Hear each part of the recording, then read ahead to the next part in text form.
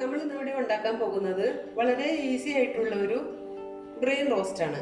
അതിനുവേണ്ടി നമ്മളിവിടെ എടുത്തു വെച്ചിരിക്കുന്നത് ഒരു ബ്രെയിൻ ആണ്. ഇതിനെ കഴുകി വൃത്തിയാക്കി കട്ട് ചെയ്ത് വെച്ചിട്ടുണ്ട്.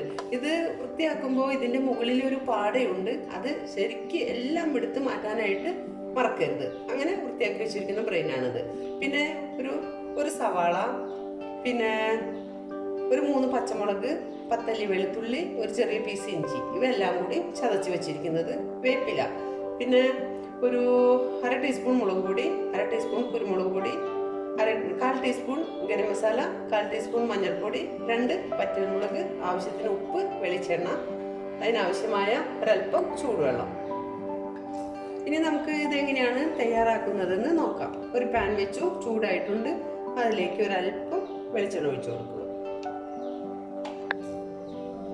അങ്ങനെ വെളിച്ചെണ്ണ ചൂടായി വന്നിട്ടുണ്ട്. നമ്മൾ ചതച്ച് വെച്ച ഇഞ്ചി, വെളുത്തുള്ളി, പച്ചമുളക് ഇതിലേക്ക് ഇട്ട് കൊടുക്കാം. ഇതൊന്ന് മൂത്ത് വന്ന് ഇതിൻ്റെ പച്ചമണം ഒന്ന് മാറിയതിന് ശേഷം നമ്മൾ എടുത്ത് വെച്ചിരിക്കുന്ന ഉണക്കമുളക് ഇതിലേക്ക് ഇട്ട് കൊടുക്കാം.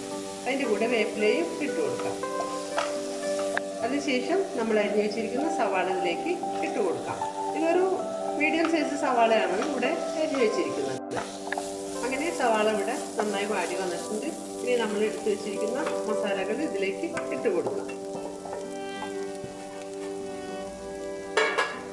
അതിൻ്റെ കൂടെ ആവശ്യത്തിനുള്ള ഉപ്പും ഇട്ട് കൊടുക്കാം.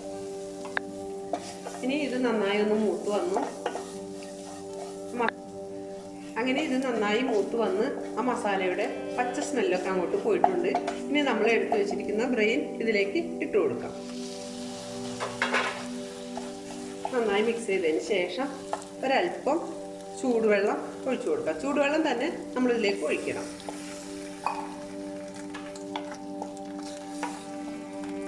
ഇനി നന്നായി മിക്സ് ചെയ്തതിന് ശേഷം ഒരു 15 മിനിറ്റ് മീഡിയം ഫ്ലെയിമിൽ നമുക്ക് അടച്ചു വെച്ച് വേവിക്കാം.